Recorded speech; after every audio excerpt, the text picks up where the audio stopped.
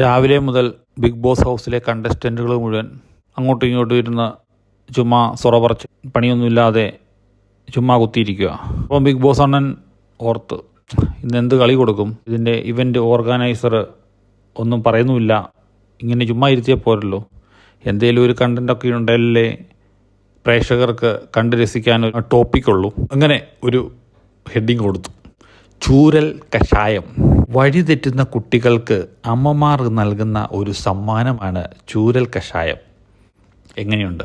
റസ്മിൻ, ആഴ്ചത്തെ ക്യാപ്റ്റനായ റസ്മിൻ ബോസണ്ണൻ്റെ നോട്ടീസൊക്കെ വായിച്ചു. എന്നിട്ട് ജഡ്ജായിട്ട് രതീഷ് അണ്ണനെ പ്രസ്താവിച്ചു. വലിയൊരു റൗണ്ട് ബാക്കി മത്സരിക്കുന്നവരുടെ എല്ലാം കാലെ കെട്ടാൻ ഒരു ചിലങ്കയും കൊടുത്തു. ആരാണോ ക്യാപ്റ്റൻ, അത് ക്യാപ്റ്റനോട് തന്നെ ബിഗ് ബോസ് അണ്ണൻ പറഞ്ഞു, നീ ആണ് കളിക്കുന്നയാൾ,